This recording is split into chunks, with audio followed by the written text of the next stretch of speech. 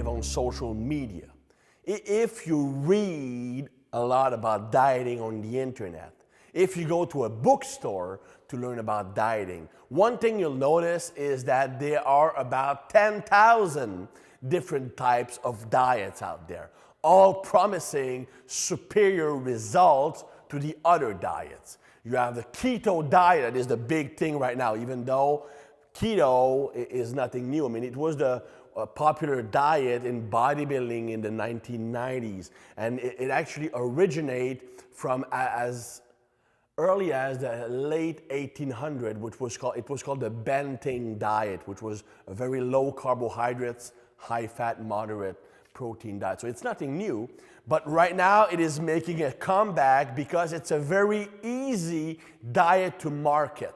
Because people instinctively, they want to believe that the more restrictive a diet is, the more effective it's going to be. The more extreme an approach is, the better it's going to be. That is the natural way the brain works. Now, the keto diet eliminates a nutrient completely, eliminate carbohydrate completely, and they increase fat. It's extreme. It's against the grains. So people who never got results from typical diet will naturally believe that keto is superior. Now, I'm not saying that keto doesn't work. It does work for fat loss, and it's not as effective for muscle growth.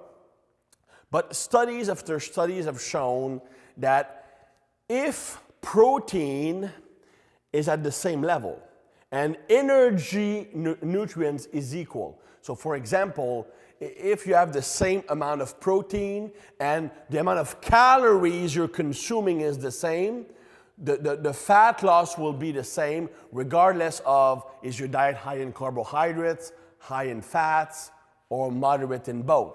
So in the long run, caloric intake and protein level are the main factors responsible for fat loss. Now, some people will do better on a slightly higher carb approach. Some people will do better on a higher fat approach. So really the type of diet you follow, is it a fat-based diet? Is it a carb-based diet? Is it an equivalent diet? It really comes down to your natural tendencies. Like for example, myself, I don't really enjoy high-fat foods. So if you put me on a keto diet, well, I get bored. I just can't stand it. So I can get good results, but mentally it's boring.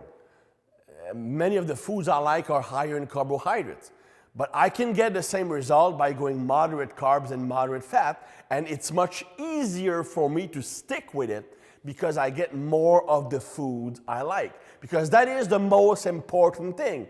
The less stressful is a diet for you, the more results you're going to get, because you're going to stick with it for longer, and you're much less likely to cheat than if you are using a diet that deprive you of the type of food you want. So I'm not saying that the best diet for you is that we're going to be a pizza diet, but I'm saying that the first thing to look at is what is my natural tendency? Do I gravitate more toward high carbs food or high fat food? And that will give you a clue about which kind of approach you should be using. Protein should be set at 1 to 1.25 grams per pound of body weight, but the amount of fat and carbohydrates you ingest will really depend on your natural preferences. Because if you give your body what it likes, then you are much more likely to stick with it. And as long as you have either a deficit or a surplus, depending on your goal, results are pretty much going to be similar or the same.